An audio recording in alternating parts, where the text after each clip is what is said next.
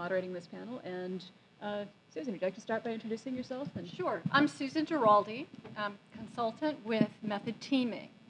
In Method Teaming, what we do is we form and manage purpose-built teams utilizing intellectual diversity. So what we're interested in is defining each team member's hardwired strengths and talents, and then aligning the work to the strengths and talents. So we engineer the work to match the person versus trying to re-engineer the person to fit the job. Make sense?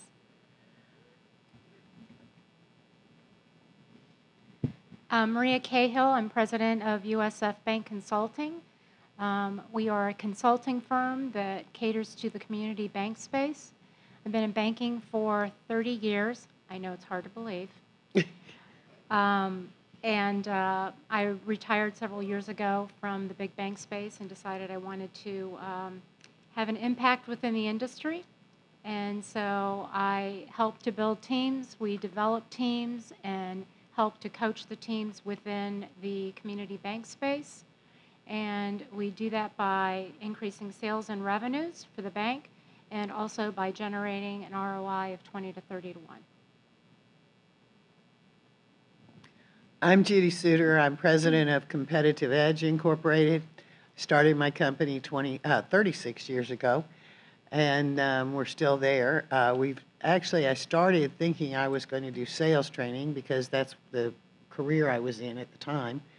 And my first big client was the Ford Motor Company, the Atlanta Hateful manufacturing plant. They wanted to create a new environment for manufacturing called a team environment. I wound up going up against two of the really big consulting firms in that space. When I did my presentation before the leadership team of that company, I took my team with me. I was the only one that did. The others just had their CEO present. And that's why they told me they decided to go with my company. We worked with Ford for about 4 years at that plant, and then I went on to work with them in many other plants. I became known as a person who understood how to create teams in what was then called a male-dominated environment, which it looks like from the 3rd year that I've been a judge here, that a high percentage of the gaming kinds of people are also male-dominated kinds of groups.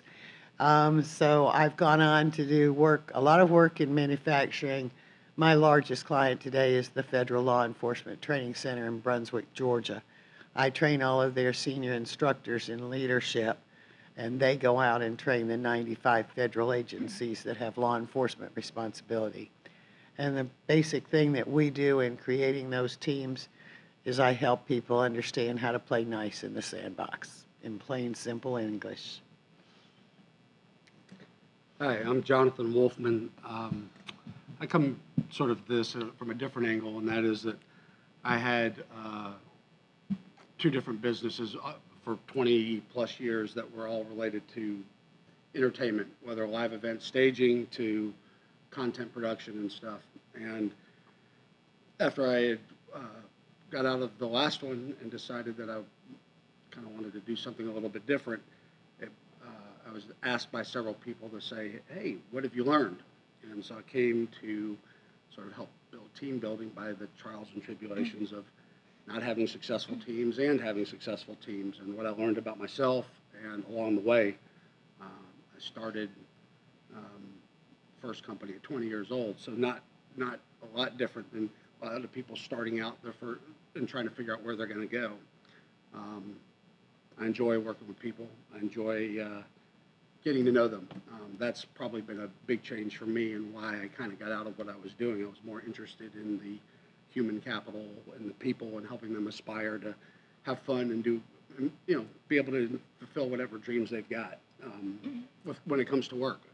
I have been one to say, follow what you're passionate about and the money will come. Chase a paycheck and you'll live a life of misery. And I have worked with many people and been fortunate enough to be in the boat of I've always followed my passion. Doesn't mean it wasn't easy or was easy or wasn't easy, but it was worthwhile. So That's what brings me here. I think one of the more amazing things to me about teams in general is just that people are so weird. I mean, like, I'm sorry, we're all really weird, just creatures. And, you know, sometimes you end up with teams where somehow it's just magic. Like, it doesn't, and like somehow out of nowhere you just have the right mixture of people, or the time is right, or the project is right, and everything clicks and it's just easy and everyone's happy and creative and productive. And then other times you have teams that should work. You know, you look at, okay, we've got the right sets of skills, this should work, but then they're just painful, or something happens, there's friction, you know, it's communication's hard, or it just doesn't work as well. They need a family counselor. Yeah, they kind of do. But it's really interesting just to see the way that different groups will gel over time. So I thought it might be kind of interesting to start by saying, like, what does a good team look like? And what kinds of teams have you seen? And what were some of the traits that they shared? Or, like, what did good teams look like? Actually, would it be possible, do you think, to do a really quick, like maybe 2-minute exercise real quick with the group? Sure. To give you all some very specific things on you? Are you all willing to do that? Stand up, really quick. Okay, I'm just going to ask you to move from one side of the room to the other. Okay, so do you see yourself most of the time more active and outgoing, or more reserved? Active and outgoing over here, reserved over there. Quick, quick. Oh, no. Don't talk. I do both. No, not you. What Come day is it? I on, do this both. sounds like fun. Just go with what are you most, okay? So I'm doing the chocolate. now, if Just like you one all step don't forward, one mind, step back. you're the more introverted group, okay? So we're going to deal with these people here because they're very impatient, okay? And these people we already know are much more patient, okay? So between you all here, do you think you're more of a director of others, come to the front, or a relator of others, go more toward the second or third row? Quick, quick. Now, over here, do you see yourself more concerned with the system of how something works, or the accuracy of it? The system up here and the accuracy back there. And you can get in the middle here. You can come back to the middle, just do one or the other in the front. Okay, so now just get in their chairs. Just find a chair, and the more systematic put in the front part, the more directive put in the front, the more accurate over there, and the more relator over there. Okay? And we're going to sit down. And she's not going to tell you why. Yet. So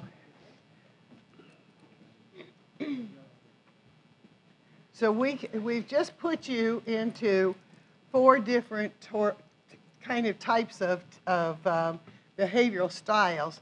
And periodically over the next little while we're doing this, I'll refer to the different groups and give you some specifics about that. But you said what makes a high-performance team. A high-performance team is made up of all of you. You need people that are directive. You need people who are systematic, who are accurate, who are relators. But what happens is people who are selecting the teams, especially if you're the CEO and you're just starting your company, you tend to select people unknowingly and maybe even unconsciously that are similar to you, that you see that you can relate to easily. And therefore, you wind up with a team that is a lot like you, and you don't have the diversity that you need. That is in a nutshell really quick. So I can add from my experience, this team right here is where I fell. The leader, the entrepreneur, the driving force. And one of the things I did learn, painfully so, is that I did hire exactly that. I related great to people like me. They pump me up, they're enthusiastic. I'd be damned if I could work with them. It was too many people that had too many opinions, that were very strongly driven, and we wouldn't get anything done at all. And then, of course, my problem was I didn't gravitate towards the rest of the group because either it felt too slow, too much explaining, too much pondering, just not me. The thing about it is that's what I needed, and that was the hardest thing. And it took me way into, probably it was into my second company that I realized the importance of, I knew that I needed to put these kind of people in my team, not just Not just, hey, I knew I needed to hire somebody that was operationally savvy to handle the day-to-day operations, but actually when I was trying to achieve something and to then learn how to temper my driving force. So this group here has a really high driving force. Well, it can be intimidating to other groups. And one of the feedback, I had a consultant come in to watch, and it was very interesting as they interviewed all my employees. I said, please interview them. There's 70 of them. And believe it or not, probably 50% of them said that I scared the shit out of them. And it was a good learning experience. It was a great learning experience. So if you're in this group, it's great. But remember that that driving force is not for everybody. It's not a motivator to everybody. And you have to be able to build trust and predictability to be able to motivate the rest of this group, which means slowing way, way down. Sometimes. Well, yeah. Not all the time. Not all the time. That's true. Yeah. And I think it's also important to note that not all leaders are going to be in this category That's over right. here. It's not like the leaders in a team or in a company are not always going to be the extrovert who's like, yay, I get to go speak to a huge audience of 1,000 people. This is great. That's not always going to be that person. Like, to me, like, you know, if you have, like, say, a really, really solid programmer who is in your team, they know what needs to be done, they're comfortable in their role, and they're also comfortable just leading by example or being a team lead and a programmer, and they're not extroverted or saying, hey, I'm going to be the motivational speaker of the day. They're just there and ready to help and to get stuff done, and just that really solid grounding presence in a group. Like, that's leadership too, just because they're not in front of the big crowd. A really good example of that is if you've ever heard of a guy named Tony Hsieh. He was the CEO of Zappos, which was bought by Amazon a number of years ago, but Jeff Bezos was smart enough to realize that he needed to continue to let Tony Hsieh run his side of the company. But he's classified as one of those more quieter, introverted leaders. And Stephen Jobs said years ago, management is about getting people to do what you want them to do because they want to do it. But leadership is about inspiring people to do things they never thought they could. And so there's a big difference between being a manager and being a leader. You probably need to know what that is too, and I'll leave the rest up to you guys now. So I would say that I think that really having the foundational nature of a team, a good team, really starts at the top. And I think there has to be commitment at the top from the leader in order to drive the team, in order to create the team that's needed to have a well-balanced team. So you can have somebody driving it at the top, but nothing gets done unless the people at the bottom start to bring it up, and then you kind of meet in the middle. If you don't have the commitment at the top, you're going to get a lot of the naysayers that are going to go kind of off on their own, and they're going to continue to be naysayers, and no one's going to put their foot down and say, stop, that's not acceptable here in this company, because you're ruining the momentum for the rest of the group. So I believe that it really starts with having a very strong leader who has commitment, holds people accountable, and also a strong workforce that really has the passion and the engagement within the company to really do what they're really passionate about. I'd like to key off of that for just a moment. What I think you may be also saying is that the leader establishes the culture.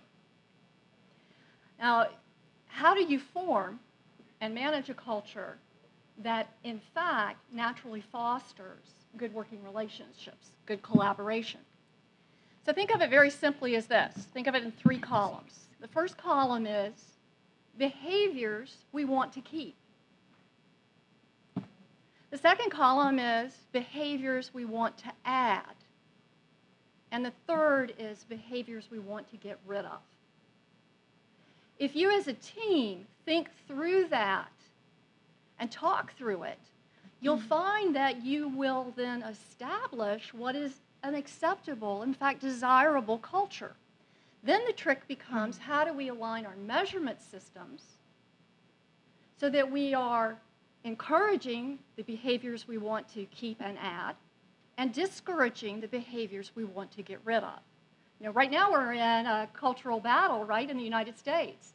And a lot of this has to do with what kinds of behaviors have crept in that perhaps are destroying our ability to collaborate together. The second thing I want to bring up is we take a little bit of a different approach at method teaming.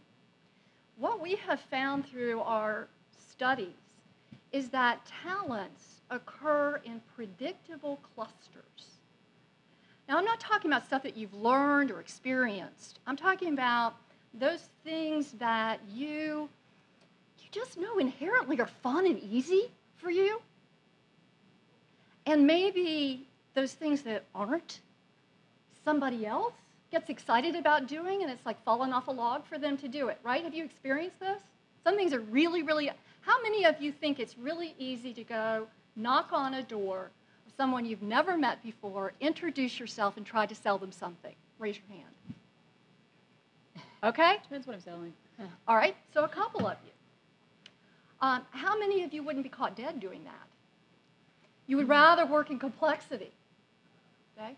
What we have found is that there are certain talents that cluster together and certain talents that actually repel each other. In other words, you can't find them in the same person.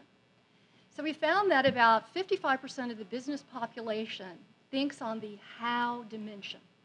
How do we get from point A to point B? Most of our engineers, our doctors, our pilots are people who think on the how dimension. About 25% of the business population thinks on the who dimension.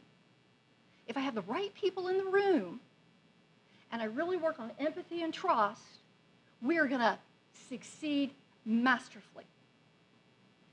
Around 18% are the ones that like to knock on the door. They think on the where dimension. If there are 1,000 points of light, what are the 5 that are going to make the most money for us the fastest, even if it means a lot of risk? Okay? And then about 7% think on the where, or on the what dimension. What can we do that will dramatically change things, help us leap over our competition? Stephen Jobs is a great example, though we've never done an analysis of him, but you can read enough about him to say, oh my gosh, he's somebody who thinks on the what dimension, right? Look back at 2004 when he invented the iPod, and what does he do? He doesn't invent another dumb music listening device. The Wolfman owned the market at the time, in case you guys were aware of that, right? And then he changes everything. He changes the way we listen to music, share music, buy music, store music, you name it. And he disrupted a lot of industries. So he is someone who thinks on the what dimension, okay? Now, what we have found is that when we have a team of people, that is, people who think on the how, the where, and the what, that team of people can be incredibly gifted, but they're not happy. They're usually fighting with one another. You talk about the teams where they're all motivated, they're all excited, they're all talented, they're all well-educated, they all have the same goal in mind, but they need a family counselor. Generally, it's because there isn't a who person in there. Or if there is, that person has been dismissed by the group as not adding value because they don't know the material, they don't know how to take us from point A to point B, and so they're hiding out as a very poor version of somebody who is thinking on the how dimension. And what we find is that when the teams bring in somebody who thinks on the who dimension and values that person and listens to that person is able to not only smooth out the speed bumps that occur, in your team.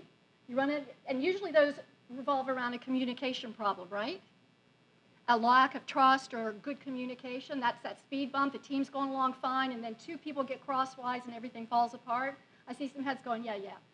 Well, if you think on the who dimension, you're watching for that. And in fact, if you're really gifted at it, and we can differentiate between those who are really gifted at it and those who maybe have a secondary capability there, then those people are preventing those speed bumps from even occurring. Think of them like the oil in your engine. You can have a Maserati of designers and developers, right? And people who can write code and people who can, do the graphics and come up with the ideas. But if that Maserati of talent doesn't have any oil in the engine, it's going nowhere. So we have found that to be a real differentiator in the success of one team over another. For me, and I'm understanding what you're saying, but the other side of that is when I divided you up into these different areas, I was really dividing you by what is called your behavioral style. That's half of you. The other half of you is what's motivating or driving that behavior, your drive or your passion. And when you're putting together a high-performance team, you need a combination of all four behavioral styles. And by the way, no one, well, actually, 3% of the population is what's called a pure style. Most of you have both a core style and at least a secondary style of one of these. So you could even be partly extroverted, partly introverted. It's okay. But the other half of you is what's that drive behind that behavior if I'm looking at the whole person. And in order to have a high-performance team, you need a diversity of behavioral style, but you need to look at what is the corporate culture of that company, which is set by the executive team, and you need at least that executive team to have at least 2 out of 3 of the top motivators in sync with each other to have a high-performance team. Well, and coming back as well to something that Maria was saying about leadership and creating culture and accountability, it's like it might be interesting to speak more a little bit about like some of the ways that they do that. Because like obviously, you construct teams in so many different ways, and you can take whether you take one framework or another just to focus on one or the other or try to merge them. At the same time, you also have like very practical hands-on, okay, so how do we actually do this as a leader or in a team? Like how do you create this culture? Like how do you communicate effectively across these different groups of teams and people too? So I would say, Judy hit on the DISC behaviors and motivators that talks about kind of what you are and why you are what you are from your style perspective, right? So when you look at a leadership team, you want to make sure that you have leaders that are going to be able to drive the team. And so if you don't have the behavioral style that's going to drive the team, then you have the motivators that are the underlying foundation that would actually drive a leader that may not be someone who's sitting here, let's say, but it could be someone who's over here. But because of their motivators, they have the drive because of the motivation and the passion that they have in order to move forward. So to me, I see it that there has to be a leader who has commitment. And if the leader does not exhibit the commitment, then the team is going to falter in my view. And that's been my experience based on 30 years in banking. And if you don't have someone who's going to hold that leader, whether it's a CEO, whether it's a manager, whatever it may be, accountable, then probably the manager or leader is not going to hold themselves accountable because they've been given a pass. And so one of the ways to be able to do that, if you don't have a board of directors, let's say, your associates are going to be able to hold you accountable because your associates aren't going to accept that type of mediocrity within the company. And so if the culture is strong enough, to your point, Susan, if the culture is strong enough, then you have, like what I said, you have the commitment from the top, the CEO driving it down, and you have the individuals from the bottom up bringing it together. And so once you have people that are ambassadors within each of the teams, representing that team and really wanting to put their best foot forward, then you're going to have a successful company, starting off with a successful individual, team, and then organization. Those are the 3 elements that I see that are critical within a company in order to make a company successful. Well, I really like your point about peers holding one another accountable too, because my guess is that at least a few of you are working in very small teams, like game jam teams or just small group projects. So if you don't have like a dozen people, if you're dealing with like 3 or 4 or 5, it can probably feel very bureaucratic and weird to say, hey, we have this structure, we have these standards. So like, you know, how do you set some of those standards forth like in a really, really small group situation? Well, first of all, I think you need to understand, everybody needs to understand themselves. And believe it or not, there's a lot of people out there that don't understand themselves to start with, and then they don't know how to read other people. Now, there's several ways to look at reading other people, but one of the easiest is through assessment use, and it's also one of the quickest ways, is that you can give assessments to people to know what your style is, what the style, and then you have assessments that can identify what style does that job call for, irrespective of who's doing it, and how well matched are they to that job, et cetera, as well as the mission or the culture of the company.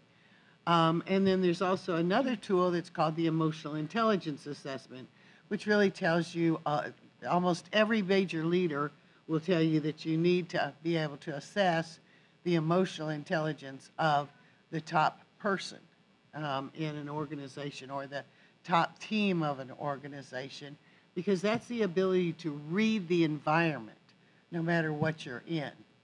And so I think that's also very important. Keying off of that, you know, if emotional intelligence is not your natural strength, which for some of us it's a challenge, I think partnering to your point about how on a small team you foster the right environment, if you can find the person within your organization that does have strong emotional intelligence, and you can develop a relationship with them, maybe you can help each other guard each other's flanks. Okay?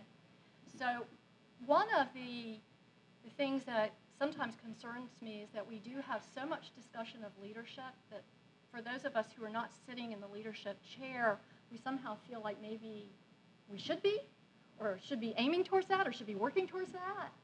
You know, and the last time I checked, the physics of leadership says only really one person can be the leader at any given time. And if you think about it, there are no books on followership, right? Is there even a word on followership? I typed it in once and I couldn't get any, you know, it was like spell check, spell check. Culturally, we're not programmed and taught to value that. Like the people that are just like, it sounds kind of bad, but like, I'm a huge fan of the cogs in the machine. Like, like the little people that just show up and do their jobs every day, and they put in the work, they put in the effort. They're the ones that make it all work. Right. And like, it's so important to recognize that, because it's not just the inspirational leader, and like we don't value like the people that are just doing the work and showing up nearly enough. Well, and the other part of it is that when you're in a team environment, there are lots of opportunities for situational leadership.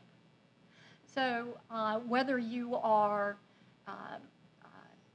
a different personality type where you're more the detail person, there's going to be a moment when your detail capability, your natural talent in the area of details or maybe project planning or whatever it is, has the opportunity to be in the lead at that moment. And then it becomes incumbent upon everybody else to park the ego and follow. So we're actually passing leadership dynamically on a situational basis to the person who has the talent that's needed at the moment, while there's still the person on the top who is setting the standards, setting the culture, and driving the organization.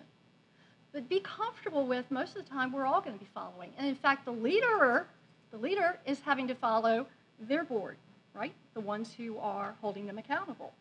So we all are really spending more time following than we are in a leadership position. And that's okay. That's okay. And actually, if everybody can kind of relax about that a little bit, the team then becomes more dynamic and fluid. Okay? Well, and I think it's also important to recognize that just because you are in that category on that side of the room, it doesn't necessarily mean that like your destiny is written in stone. This is what you will be forever after. Like, you know, with situational leadership, we shift in and out of these different roles, and leadership is absolutely something that can be practiced and trained, just as can be how do you become a productive member of your team, because sometimes we're not. You might be in a group and sometimes you screw up and you're the one that everyone's kind of mad at. They're like, you screwed this up for us, thanks. So how do you move on from stuff like that? And, you know, everyone's in these different roles at different times too. And arguably that makes you a better leader to have had those experiences, I think. I think you haven't talked very much. Yeah, that's okay. I'm going to pass by you're to gonna pass you. on to me. Yes, I am, because I've been feeling bad for you. Don't feel bad for me. I'm actually liking hearing what's being said. I can only speak from the position of, hey, I was head of a company that I started, and of course I was emotionally attached to it. I think one of the things that Abby states is one of the hardest things I had to do was learn how to follow. I had to be able to say, hey, I want to achieve something, and I'm not necessarily the guy to run the show here, especially when it came down to, hey, I can get A to Z, but don't make me figure out B, C, D, and E, F all the way to Z. I don't, and what I had to learn to do is, okay, here's somebody that's great at all the details. And I also had to be okay with, if I broke the rules, then guess what? I paid the consequence. It didn't matter if their mind, oh, you're signing the check. No, don't cut me any slack. The rules don't change for me. I'm part of this team. If you don't think I'm the best fit here, go ahead. You can say you're not the best fit. We got to find somebody else. And that's a hard thing to do when you are, from the standpoint of, let's call it incubating your own, making your dream come true. At some point, it's we all need to rely on other folks to get to where we're going, one way or the other. And being able to sort of say, okay, I don't know what's best, and that's a tough thing. You can always learn from your team. And shifting in all the roles.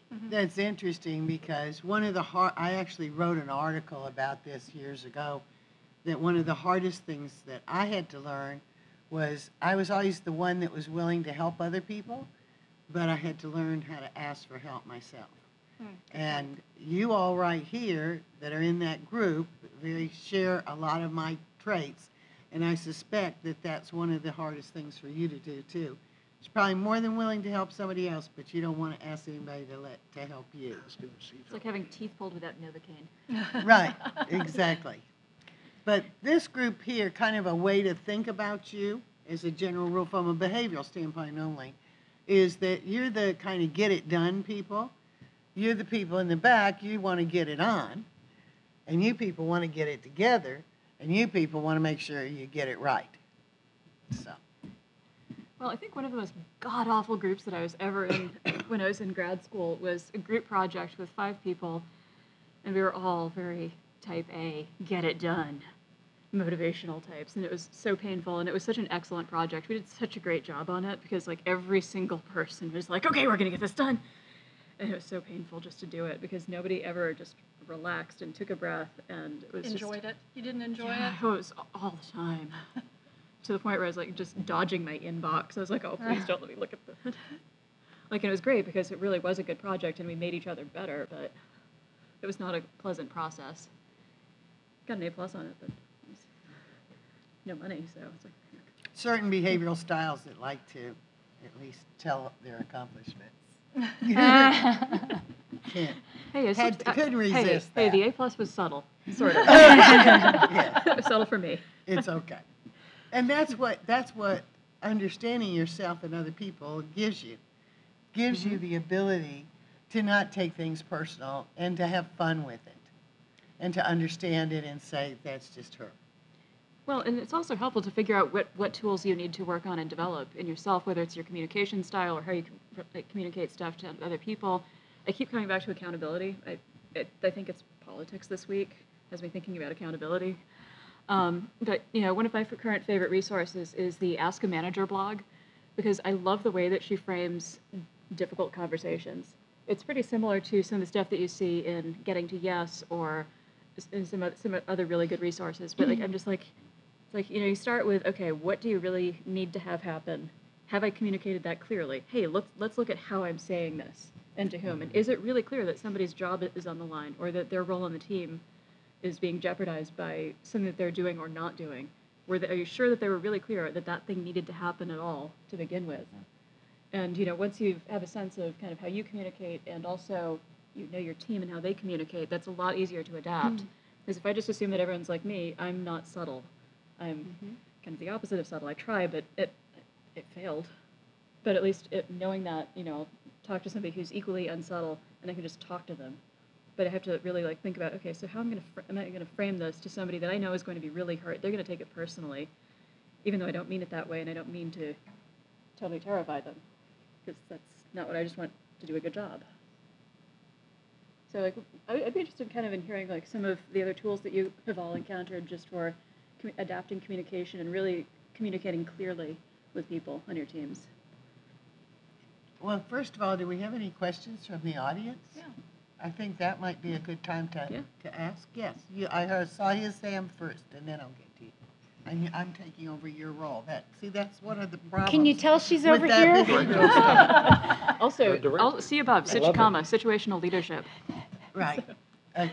You mentioned a little bit about emotional intelligence. I'm wondering if you have any thoughts or anything you'd like to share about situations where you feel like you're almost crossing the line with the suggestions that you give to the team that you're running to get something done. Maybe you're stepping on toes, maybe you're not thinking about the negative consequences of what needs to be done and asking whatever to get done no matter what.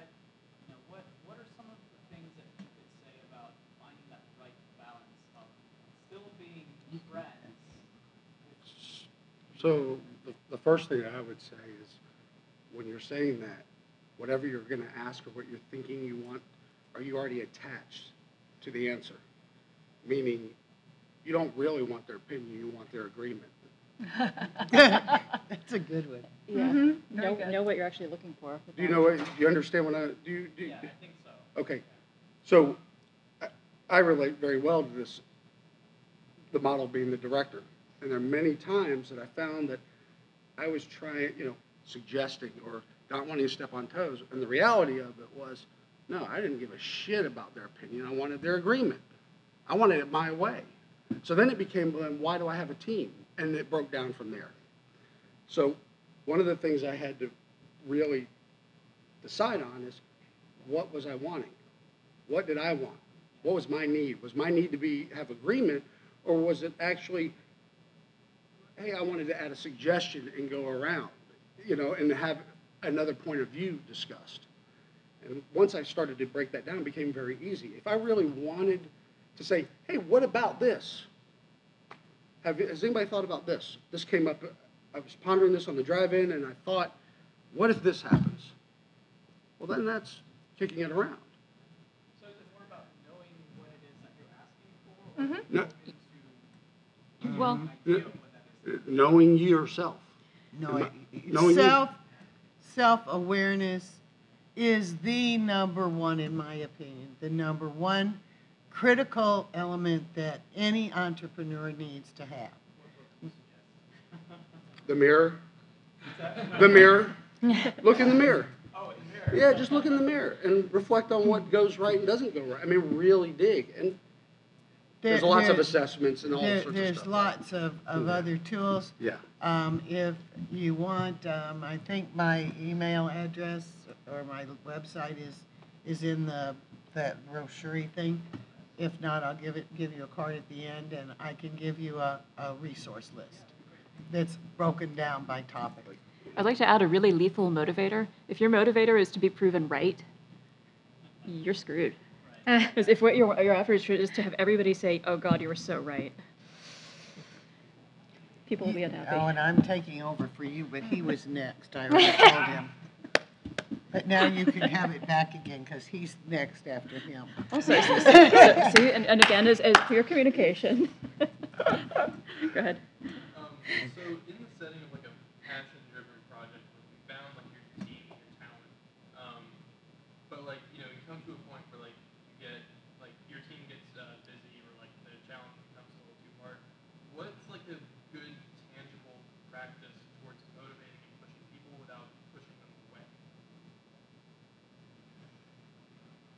I'm going to just say again, knowing their behavioral style, their motivators, can make a huge difference. And there are assessments for that. We use them all the time. And it's so easy, and they're really very inexpensive most of the time if you use the right ones. Just make sure that you're getting a good, validated assessment. And that will tell you, it'll spell it out. It'll say this is the way to manage and motivate this person. And bang, bang, bang. So And then you'll know, because like some people are more motivated from a passion standpoint, where they're more passionate about money or resources or compensation. Others just want a day off to go serve at the soup kitchen. I mean, you have to know what's driving their behavior. Question, do you have a project that particularly you're thinking of that stalled out in your mind? I've got many, but Oh, okay. I've got a big one short. Okay, so there's two things that can happen. It can be, hey, how do I motivate everybody? Or really your project you found a spot that needs to be better defined. And so that's the other thing to it is, if everything was working smoothly to a point and then we came to a grinding halt, it may not be that any of the people, it may be that everybody needs to get together and say, hey, we got to stop until we figure out where we've derailed. So it's not always about, hey, my team fell apart. It could be that, hey, our scope we've gone outside the scope or what we decided, where our deliverables doesn't meet the scope. It needs to be redefined. It needs to be thought about more. So just to be careful, it's not always a team that falls apart. Or the goals have never been defined Yeah. or vague. Exactly, too vague. Right? Right, yeah, exactly, same thing, too vague. Didn't cover this area. Yeah.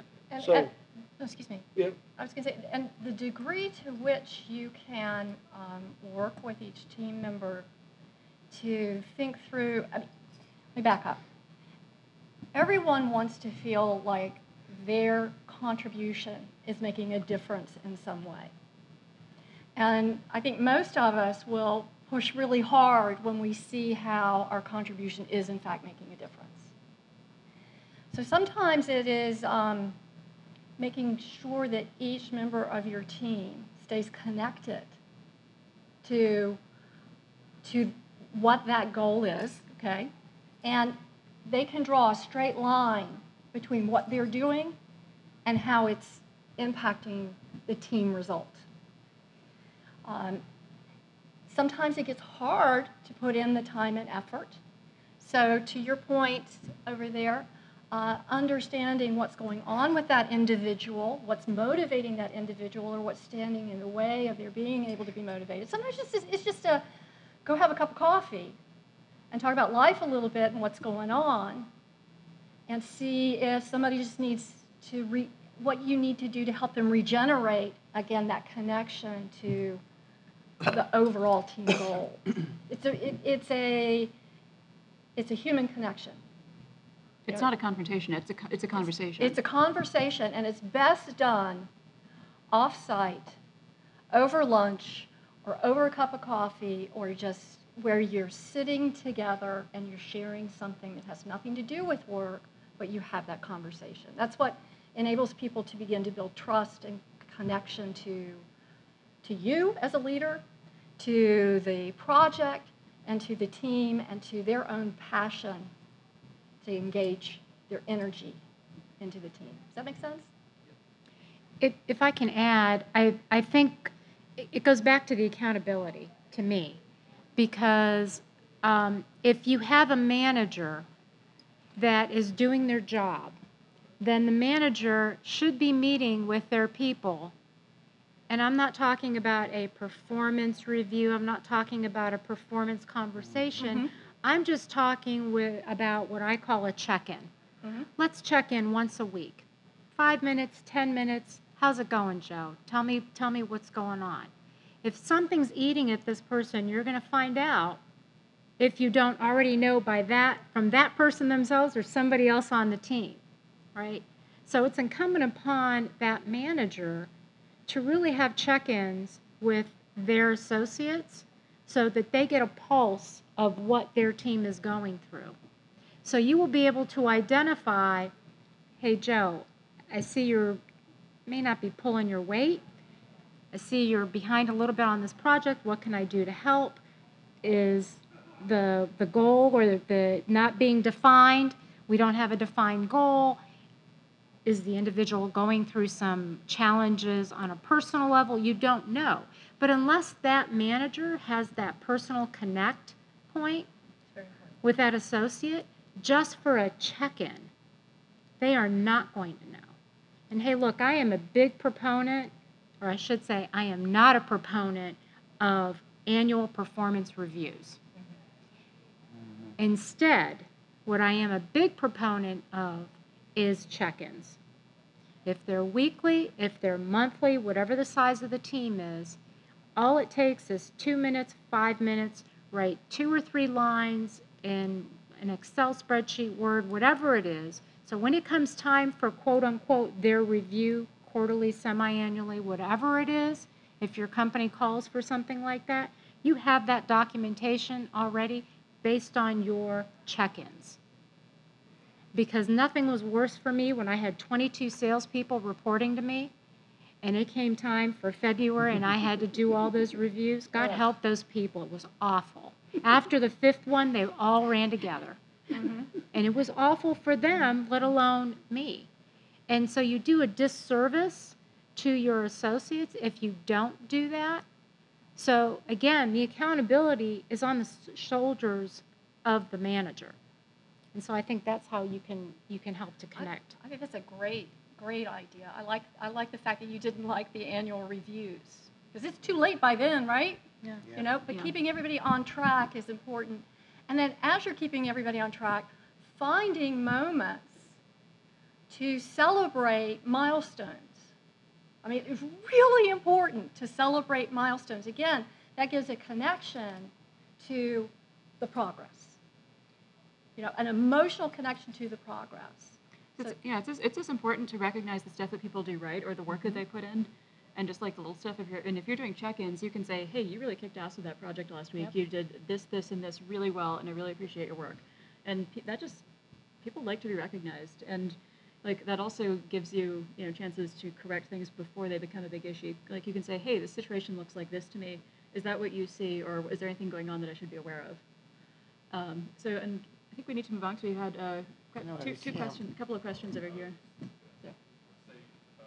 Celebrate milestones and do a problem on that side. I feel like scope creep is a killer. He was Yep. That book, Followership, I think you should write that and teach that. And my question is sort of on behalf of my game scene in Nashville, Tennessee, where you have someone who's a great sound designer and then they're teaching themselves programming so I can make my game. And someone who's a great 2D artist who's teaching themselves programming so I can make my game. And someone who's a great programmer trying to teach themselves art and sound design so they can make my game. And it's like, if the 3 of you just work together on one game, you'd have a really great game. Right. And you could have a company with that. So how would you go about encouraging that followership when everyone feels like, oh, if I'm the follower, then I sacrifice my brilliant idea that I've come up with? I think the beginning is realizing that there are some myths in the workplace. One of the myths is the myth of the A player. You know, there's some mythical creature out there that is good at bringing in the business, managing the people, doing hard, complex projects and managing those. And, oh, by the way, coming up with groundbreaking, industry-changing ideas. That person doesn't exist. There's also a myth that if you have this set of strengths and you've got this weakness over here, we're going to put training on top of your weakness. Well, let me tell you, I'm probably on a scale of 1 to 10, I'm about a 4 when it comes to project management. And you can send me to all the project management classes you want to, and I'm never going to be more than a 4, maybe a 5. When I'm sitting right next to somebody who's naturally a 9. So why not spend the training dollars taking the 9 to a 10? Okay? So that's another myth we realize in followership. And then it comes to what Judy was saying, it's critical to know your strengths and be confident in those, and then make deliberate choices to put yourself in positions where you are using your strengths and actually saying no to things that cause you to play out of position. If you are a catcher, why in the world would you want to play as a shortstop? And yet American business, because of our A-player myth, calls upon the catchers to be shortstops every day. Every day, about 30% of our work, if you look at what you have to do on a daily basis, about 30% of it is not talent, it's talent opposed. About 30% is talent neutral and about 30% is talent aligned. Well, that gets you about 65% efficiency. But if we had all of our work talent aligned, we go up to 95% efficiency. Now, what you have to realize is you've broken the code on the game. Each of us here, as per your recommendation, should be getting really smart about what our natural talents are, cutting off this noise that says somehow we're supposed to be good at things that we're not, focusing on building teams with people who are different, right? Having diverse capabilities on a team, and having the humility to say, hey, it's okay that I'm not good at this because I got a teammate that is, and I'm going to pass that work to them. But when it's my moment, I'm looking for my team to go, hey, we're so glad you're taking the leadership now because this is your deal, okay? So that it takes a really brilliant culture to inculcate that, but you can start it yourself. And if I could follow up real quick, because I absolutely agree with you about this myth, and if I came to my group and I said, this is a myth, they're like, Stardew Valley was made by one guy, and he was successful. You know, Undertale is made by one guy. That's what I'm going to be. Oh. And then, like, how do you then, like, teach to that? Like, yeah, Stardew Valley was successful, but he was broke and living off his girlfriend for 5 years, you know. So he didn't do it all by himself. Right, and it's like, how do you Nobody ever does it by Nobody does. themselves. All people important- to accept this reality? All when important they work have is done by a these team. stories that, Yeah. you know, in games media and everything, we've made these solo creators sort of gods in a way. Yes. Now everybody thinks they're going to be the Well, next one. Just a real quick couple of things that are kind of examples, I think, of what you're talking about. This past weekend, I'm sure all of you gamers are not golfers either, so. Hey, it's a but, game. But because, even though it's a game. But the Ryder's Cup is a really big event, which took place this weekend. And the Americans, by the way, got whipped big time, okay? In 2008, the Americans had not won the Ryder's Cup in 20 years. In 2008, they had a guy by the name of Paul Asinger as their captain, and they actually put their teams together using the model that I put you together with. They won for the first time in 20 years. Then they made a big mistake. They published a book, and that book was called Breaking the Code. Want a book? If you know anything about golf, that's a good book. But Breaking the Code, and they told everybody, the whole world, how they did it, okay?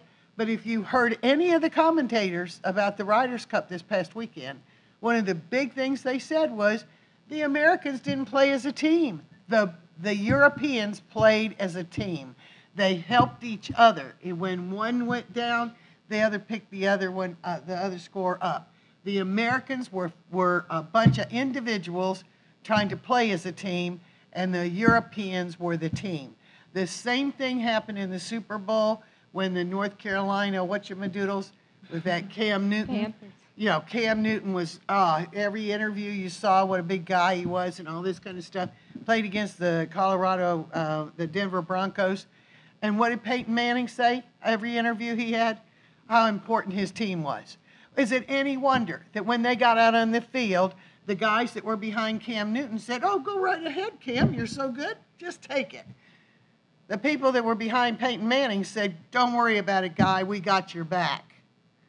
And is it any wonder that they won? I could have, just from the publicity alone, you could have predicted who was going to win that game unless half of the Broncos got hurt in the first quarter.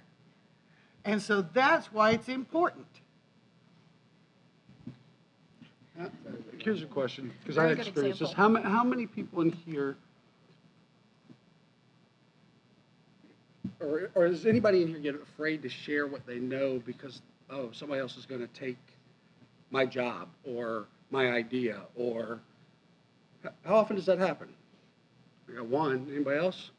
Two. So He's going like he's this. going. That's a yes, by the That's way. a yes, right? So a lot of times, in my experience, and I had a lot of creatives that I worked with. They didn't work for me. They worked with me. And what I was amazed about is how they all had a job. They're all working here, and they wouldn't share amongst each other. They were always in this reward, or, What's hey, in it for me? where it's always a reward system, in their mind. That's how they had been brought up. So they wouldn't collaborate. They wouldn't work together. And some of them then ultimately resisted so hard to it, they had to leave and go off and try to do their own thing. And, some of them were very successful, but maybe they were just an individual, sound engineer or whatever, and got enough work. So really, a lot of times it's figuring out, if you're the leader, sometimes in my case it was, hey, what am I not conveying? What am I not, am I not allowing them to feel safe in this job? Okay? As a leader. Meaning, am I promoting this competitive environment? Is it a made up story, as you were attesting to? We are the sum of our stories, so it becomes a little bit more about how do I shatter that? How do I change it? And so it really, what I had to do is look at myself and say, well, do I act that way with other companies? Do I act that way when I talk about my competitors? Do I promote that we can't share information and stuff? And what I found was that there were absolutely areas and places that I wanted community, but I wasn't preaching community. And so in team building, you're talking about community. So again, if you're leading, what aren't you saying, or what aren't you conveying? Just saying, hey, change your mindset. No, what can I do in my actions that show that I live of that mindset? You share with them openly about everything that's going on, about these projects. Is it something else that they need? Hey, do they think I'm not going to give them part ownership in this, or whatever the compensation structure? I mean, there's a lot of different things that sort of direct that possibility. So again, knowing the team, knowing yourself, knowing where you're operating from. Everybody can see. I know everybody in this room, since we were kids, we can see through bullshit. We can see when somebody says, hey, I'm this, and yet they're over there doing that, right? Kids see it the best. They'll call a parent out on their bullshit immediately, like that. For those of you who have kids, know what I'm talking about. But we all have it. And when we're trying to convince people that that's not what we are, or this is what we want, they see through it and they feel it. And so, again, I had to look towards myself from that standpoint. Even if I was going, hey, I'm not the leader on this, what messaging am I giving that they're not wanting to collaborate? Walk the walk. And Coach Wooden said in one of his books that one of the biggest challenges he ever had was he had to convince Shaq and Kobe that if they would work together, they would win more. And that kind of talks to your issue. And I think that if there was a chance that we could have a conversation outside of here, it's a little bit more in depth. Not on a fee basis or anything. I can give you some ideas on that, but not in this big group. I'm in charge of the Global Game Jam site in Nashville this next year, and just listening to you, I've got an idea for how to do our marketing and our logos. Because before it's always been like, bring your idea, you're special, and instead try to encourage the collaboration, especially with the Game Jam. Come to our community. Yeah. And that's what's really been created here, and what Rob and everybody's worked in here is to consistently try to create community, and it always just becomes the worry of what my little piece I worked so hard to get is it going to be stolen from me? Really, when the reality of it is, what I found is if I share the little piece I have, it multiplies. And I think also kind of demystifying when you say, how do I convince these people it's not about them? You can't do it by yourself. It's about the team. It's also about what's the reward system. Mm-hmm. If you have a reward system that is conducive to that type of behavior, you're going to get just that. But if you have a reward system that's conducive to rewarding individual contribution, team contribution, and organizational contribution, then you have the collaboration that you need. You keep the integrity within your organization and within your team, and there tends to be more of less chaos and more harmony within the team, because if you're doing something, if, for example, if you're short on your goal, and I know from a team perspective that we're short, and I don't get paid unless the team gets paid, I'm coming after your back and I'm going to cover you, because I won't get paid unless you get paid too. So there's a general balance there, and I think many companies miss that, and you see that a lot from a sales perspective, Very much so. that you only focus on the individual contributor. Trust me, they can't do it by themselves, because guess who's processing their orders, guess who's putting them through, guess who's delivering the Absolutely. product, guess who's Absolutely. servicing them, Because it's taking care of their travel expenses and putting those payments through so they get reimbursed. and they don't get paid as being part of the team. They just get paid a salary. So there's a disconnect there. Mm-hmm. I mean, to actually answer your question, how do you make people collaborate? You can't. I mean, you can't make other people do anything, but you can suggest and say, hey, have you, this person is really good at this thing that you seem to be working on. Why not team up and combine forces, especially for a game jam where you can't master all the things over the course of a weekend. So you're like, hey, how can you put together the best product in that time frame? You guys should really look at working together. I think you'd really like each other and work well together. And if they're really resistant, try to find somebody that you're pretty sure they actually will work well together with, so it's a positive experience. It's like And call positive out the reinforcement. success. Yeah, okay? for sure. And call out the small successes. When you see, again, we go back to the culture. What behaviors do you want your culture to exhibit? Are your reward systems in alignment with those behaviors? And then are we celebrating and calling attention to small wins? And meanwhile, I think we're just about at time, so I think most of us are going to be hanging out for a bit afterwards if you want to keep talking. We'll just be probably standing up. Any other questions? So, something that I was wondering, at least for me, I know that I've been put into a leadership role in some kind of way that if I kind of see things that I think are, kind of wrong, kind of harmful to the kind of the team environment, and I want to, in a polite sense, shake up the team, but in a bit more direct sense, people need to be shuffled around in order to make a better kind of use of everyone's skills and stuff. First, how long should you kind of wait to do that? Because I think that if you do it too early, then you're kind of seeing someone just coming in and just making things how you want to as a dictator. But if you don't do it fast enough, then it just kind of starts to deteriorate too much, and it gets to be where a small adjustment that you could have made earlier now you just can't make, and making those adjustments can effective enough communication, really elaborate and being kind of candid with the team, can that kind of offset doing it a bit earlier by telling them very plainly, like, this is why it had to be done, and that's just the way it had to be, and we can talk about stuff like that. Does that?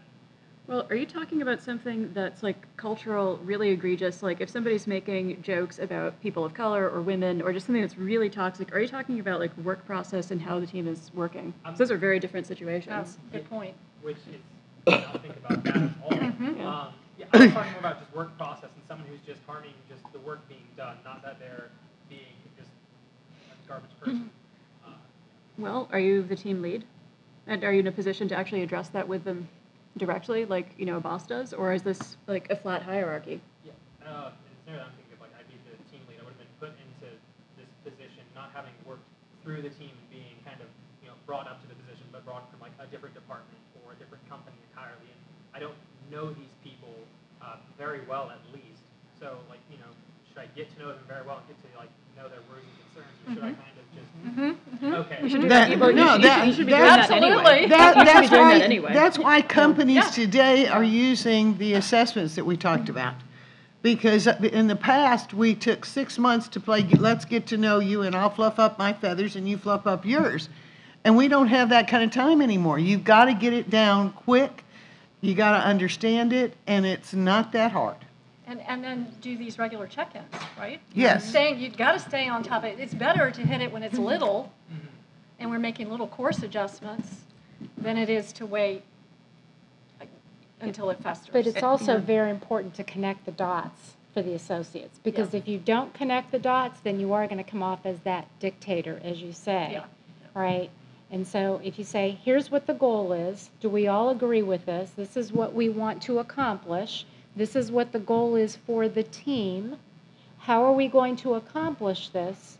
The way that I see this, based on the feedback that I've gotten from each and every one of you and my assessment, I think this is the way we should perhaps take a look at it. Let's try it, let's see how it goes, and we'll take it from there. So, just to make sure I'm on kind of the same page, it's kind of after spending a bit of time to get to everyone and doing the assessments like we're talking about, kind of figuring out how the group works in a more intimate way, then just kind of approaching it like you're getting a fresh team entirely and just trying to get them to start working together like for the first time and kind of redefining everything to make sure that everyone's on the same page, something like that. Correct. You know, and if the previous team lead is any good and still around, you can totally cheat and call the previous team lead and just say, hey, I really want to make sure that like your people are I know that this is your team and I really want to do well with them and I really want them to be successful. And if that and this assumes the previous team lead was any good. If they're not, just don't. But you can kind of cheat a little bit Don't too. ask for their opinion. Yeah, definitely don't. Like, or if somebody's really toxic or shifted because they were well out of their depth, they're not. But if they're actually good at what they were doing, cheat. What I can tell you from the assessments that we talked about and stuff is that you won't have the time to change their style. Right. Okay? So the bottom line is, it won't matter how much you get to know them. If they're not in the right position, they're not in the right position. Amen. So that's where you have to Amen. sort of bridge the two, and you have to decide. If you're brought in to rescue a project, chances are you don't have time to mess around. And you know what? People can lick their wounds. It's not personal. You're hired. You've been hired. Hey, I'm here to rescue this project. If that's what somebody came to you and said, I'm pulling you from over here because I need this project rescued, you can turn the apple cart upside down, but make sure you have a system about doing it. If you just go in and turn it up because of your gut, that's not such a great idea. So. well, the thing is, like, if you're brought in to save a project at the last minute, the team knows that it's in trouble as well. And, you know, it's like, and you can even say, hey, guys, I'm sorry, this is going to really suck the way that I'm going to do this, but we've got to save the project because I want to save the project and save all of our jobs. That's right. I want us to succeed. Yeah. I want us to succeed. We're not succeeding, so here we go. The process is going to suck, but And we're going to get there. And do remember, people don't come into work trying to figure out how to make it a bad day for you. Absolutely. They right. come That's to right. work in their own Very- behavioral style with very their own rarely. motivators, and they sit down beside you. Almost always. The exceptions are awful, though. Yeah, But we are definitely at time. Yeah. yeah. So. Remember, misery is optional. It's not a byproduct of living.